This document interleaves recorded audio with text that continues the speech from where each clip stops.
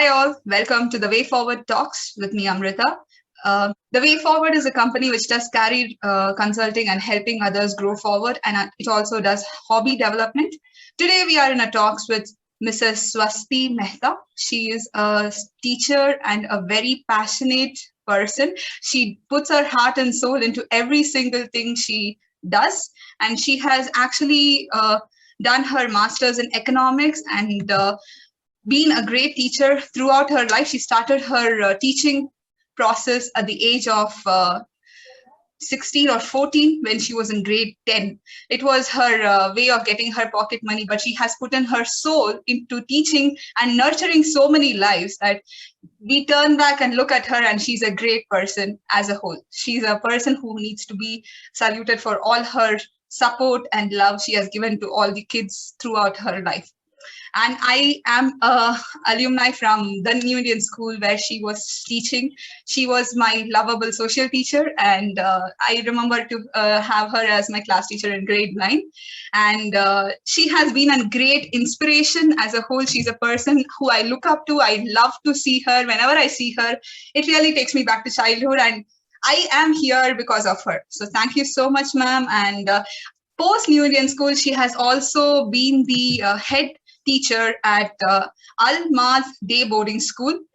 She has actually built the whole branch and made it what it is today. So that's the amount of passion she puts into anything and everything. So thank you so much, ma'am. Owing to you, this English has grown up. So I should say that as well. So thank you so much and welcome to the program. So, ma'am, over to you. How do you feel? Thanks, Amrita. You have, I think, stretched your imagination a bit too much and said very, very generous words about me. It makes me feel extremely overwhelmed, actually. And thank you for having me. And as I told you before as well, a teacher exists because her students exist. I would be a nobody if my students would not be there. So it's thanks to you people. That's a mutual thing. Thank you. And let's start with the questions, ma'am. What was the key learning as a teacher in so many years of experience? Since your childhood, you have been teaching. So what is the most biggest learning you have? Amrita, what I learned through my years of teaching was that you should never take any child, any student, any human being for granted. Because the students, they learn, they look up to their teachers, they absorb whatever the teacher is saying, they process it in their brains. And that's what they make as a foundation for their future decisions, for their future lives. And so never, ever underestimate any child. That is my biggest take from all my years of teaching. Because good, bad, ugly, we never forget our teachers. They make, they impact us in so many million ways, big, small, medium, otherwise. So that's what was my biggest take. Never try to fool them. You know, because they might not express it at that point in time, probably because of perhaps lack of vocabulary, perhaps lack of maybe, you know, they've been taught out of respect not to say stuff, but they do process all of what they see, what they hear from their teachers. And then that forms the basis of their, that's the, you know, foundation. And that's what they become as human beings. So if you belittle a child, he will always suffer from low self-esteem and never ever come forward. But if you nurture a student, he will blossom, absolutely blossom to be a great human being. So teachers have a huge role. You know, we forget, Amrita, that teachers have this great power. We forget, teachers forget that we have this huge power of influencing. And if you influence, even if you influence one human being into becoming a good human being, I think you've justified your presence on this earth. The space that you occupy on this earth, I think you've justified it. If even one person says that you inspired me to do good. That was an amazing answer, ma'am. I mean, that was a complete answer. And I actually see that when the teachers or the people who are around a kid, they give it goodness, it actually grows the kid. And if they give a little bit negativity, it kind of blocks the kid from doing bigger. So this is something I'm also seeing as a parent. So that's also there. So thank you for that answer. Now, going on, what do you think is the most important skill a teacher must equip herself from the beginning of her career? First and foremost is that she should respect. That is the first skill that she should develop, is that she should respect her students. Second skill set, according to me, is that she should learn to respond. She should absolutely learn to respond and reciprocate in all their interests. And the third skill set that she should have is flexibility. All students in your class, you're dealing with human beings. You're dealing with impressionable human beings. And if you don't respect them, also respect for yourself. That is the first thing that you need to develop. First, respect yourself and respect your profession. Because teaching for me is not a profession. It's not a profession, it's a calling. Like I said, I started teaching when I was in grade 10. Because for me, it was something which, if I've learned something, I want to share it. If I know something, I want to share it. And so I respect my learning. And only when I respect my learning can I give it respectfully to the other person who takes it respectfully. So that's the first skill set that every teacher should have. Then the second one is to reciprocate. Every teacher, every student, for every student, the teacher is up there, even more than the parents. They come back home all bounding and they tell their parents, today teacher said this, today teacher wore that. And there are days when a child will come, with a long face, dragging his feet back home, and the mother asks, what happened? And he said, today my teacher was, unkind to me. She said this to me, and, it hurts. Right? So they look up to teachers. And then, we need to reciprocate that. If I am being given this much of love, respect, if I am the center of my students' world, well, they deserve the same reciprocal respect from my side and the same kind of understanding. He, she should be my center of world as well. Yes. And flexibility. You're dealing with 26 students in a class. I think in Indian context, they deal with 42, 45. I mean, it's unimaginable for me. So you need to, and each one is trying to stretch you. Each one of them is trying to stretch you to the maximum. So you have to be as flexible, to be stretched to the limits by 45 of them and still have a smiling face. So true. For me, every teacher who goes into teaching possibly is very familiar with the content, the subject content which she has to deliver. No teacher goes without any basic knowledge of her own subject. That is there. But how you deal first with your students is the most important skill that you need to have. And these three, according to me, Perfect. Actually, you won them if you have these three. And of course, patience helps. Yes, all this put together will give the patience. Otherwise, there's no flexibility. So, perfect. Wow, that's an amazing, complete answer, actually. Yeah. So, okay. So, how do you motivate yourself when there are difficult situations? You would have come across many difficult situations. How do I motivate myself? Yes. How do you motivate yourself, and how do you come across difficult situations? Amrita, my students are my motivation.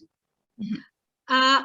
I've always felt that for me, if a student is unable to grasp something, it is my, I don't consider it as a failure. It is my shortcoming at that point in time.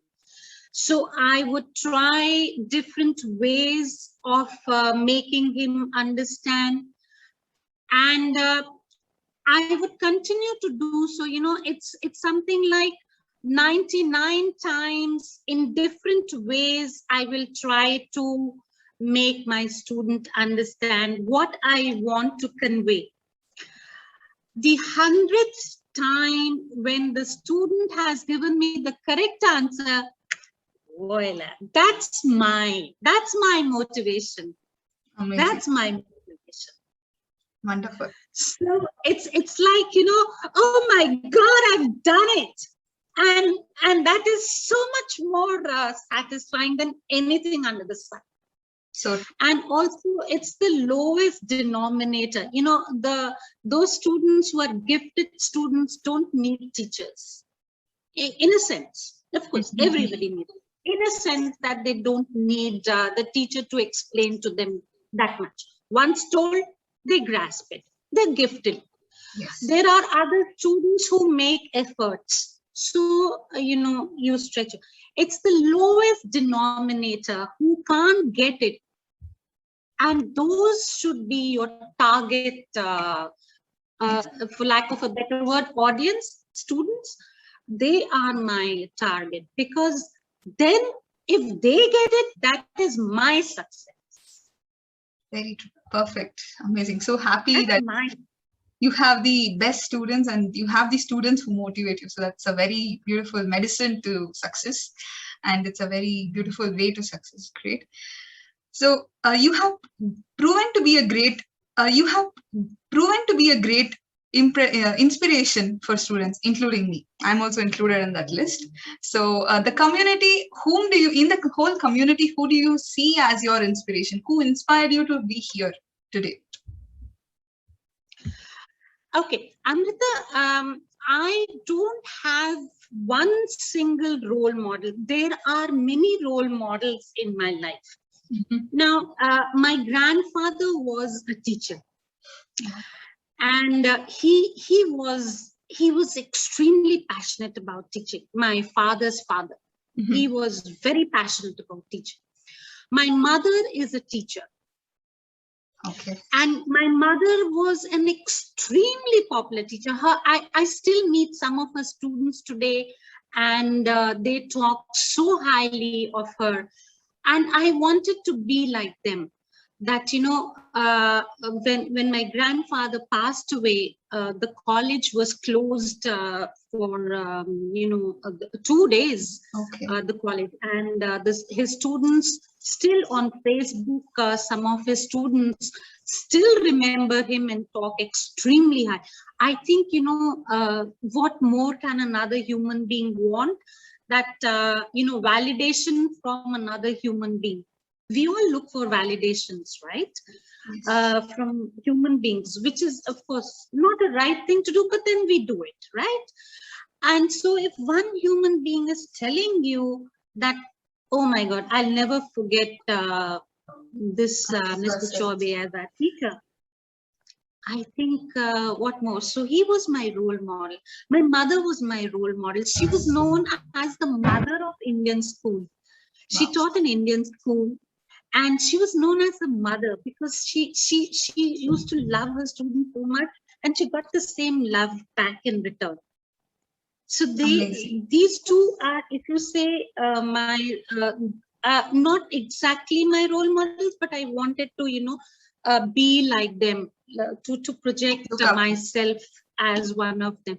But then I have so many role models. My house help is my role model. Amrita, I look up to my house help because every single day in the morning she comes, does the same thing, does the same boring housework can be extremely boring, but there's always a smile on her face. She comes every day with the same passion, very, very regularly, doesn't take leave, and is day in and day out doing the same drudgery. But she does it. So she is one of my role models. One of my role models are the army, our armed forces. They are my biggest role models. Imagine, they don't know me, so why would they want to protect me? What is it in them that makes them do it? It's the love for the nation. They don't know you. They don't know me. Why would they want to, leave their immediate family and go on borders to protect us? Why would they want to do that? It's the passion. It's the love for the nation. They're my role models. Amazing, ma'am. Amazing. And so like that, I have so many role models. Lovely. I would like to listen to it. We will have, I think, a separate call for that. I can see the passion with which you're saying it. So it's really like the way you talk, the way you do things. The vibrations are there. The passion is there. It comes out. The vibrations come out and make the other person so passionate. I can still feel it, even though we are so apart. The computer is doing it. So that's nice, amazing. Thank you, ma'am. So thank you for energizing me further. And yeah, with that, we'll go to the next one. As a mother, I mean, you have actually done your job as a mother. You have a son and you have worked along with him throughout your life. So what is your key advice? How have you managed it? Because many are like having a tough time doing it. So what would be your advice to the mothers who are having young kids now and they are also working? So how to manage a work-life balance in this whole difficult situation? Amrita, it's all about priorities. The great Lord in all his wisdom gave us 24 hours in a day. And I think you need to prioritize your life in such a way that, you have time for 24 hours is a lot of time. And if you just prioritized and gave equal at, we also say live in the moment. So when I am with my child, when he was small, I was with my child, I gave my 100%. I mean, no parent can, of course, very honestly say that they gave 100% to the child, because every parent feels I could have done more. Every parent feels that. But at that point in time, I felt that I was giving my best to him. But then when I was inside a classroom, I forgot everything of that. And I was with these 25 children whose responsibility was given to them by their parents to me. They were my responsibility. So be in the moment. I was in the moment with them. Amazing. And then when I came back home, I had a house to run. I gave myself completely to that. And as I said, 24 hours is a lot of time. So much time. Amazing. Amazing. That's good to hear. I mean, it's a positive way to say it. I always hear that 24 hours is not sufficient. People say, I don't have time. So this is a very good way to say it. I don't think so. And also there's one thing. If God didn't feel that 24 hours was not sufficient for human beings, he would have given you 36 hours. But he knew 24 is sufficient. So he gave you sufficient. Okay. If you're greedy, you want more. But then that's the problem lies at your doorstep, nowhere else. Correct. So the mantra is just be in the moment. You do give out the best to the best of your ability at that point in time. The rest gets taken care of. Awesome. The big man there knows what he's doing. So true. So thank you. Thank you so much. So what is the advice you would give, or what is the key teaching, or you want to share your experience? What will be the thing you will want to tell to the teachers and the students of present day who are out there looking at you now? What my message would be to the students and the teachers all together. To the students, I will say a couple of things if we have time. Sure. And of course, I can go on and on and on. But to the students, I would say, first of all, they need to love themselves. That is the first thing that they need to do, is to love. When you love yourself, you learn to accept your failures. And when you learn to accept your failures, you know that that is not the end. That you fall, you get up, you absolutely dust it off, and you're ready for your next. So life is not a short sprint, it's a marathon. So, if you feel dejected in the short sprint of a small so-called failure, well, then life can be tough. But if you, learn to laugh at yourself and say, okay, fine, this didn't work out, but there are so many other things which did work out, right? I can breathe. That itself is success. So I've got two hands, I've got two legs. We were just watching the Paralympics, and look at those. My heart absolutely swelled with pride at their determination, their efforts. And look at them, they got so many laurels for our country. If they can overcome all of those, we've got two hands, we've got two legs, we've got a brain, we've got two eyes, we are full, absolutely perfect human beings we are. So why should we pursue perfection? Yes. Small things. And then, they also, one very important thing these days when I feel, Amrita, I feel that I must mention this is, don't allow anybody to define you. Don't do that. Don't allow anybody else's parameters of success to define you. Your successes are yours. Your goals are yours, and nobody is out there to dictate them to you. You are your own. Make your own destiny. Carve out your own destiny. For that, you have to have self-love. You have to have determination. You have to have courage and conviction to pursue it. And you need to have passion. With all of that, there's nothing we cannot. And, people are going, especially to girls, I will say, they are flying, they are in the forces, and the most beautiful thing about them is that they can be mothers, they can give birth. We are a strong species. We can give birth. So, and we are flying, we've conquered the skies, we are going in space. Human beings are doing that. So if one XYZ can do, others can do. Not going to space. Everybody is not going to space. Everybody is doing stuff.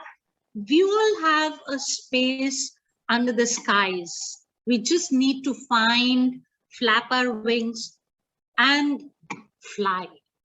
Soar high. I always told you people, my students, I said, everybody can't be the president of India, But if you decide, if you choose to be a cobbler, choose to be the best cobbler in the world. Yes. Make I yourself remember. proud. Yes, I do remember.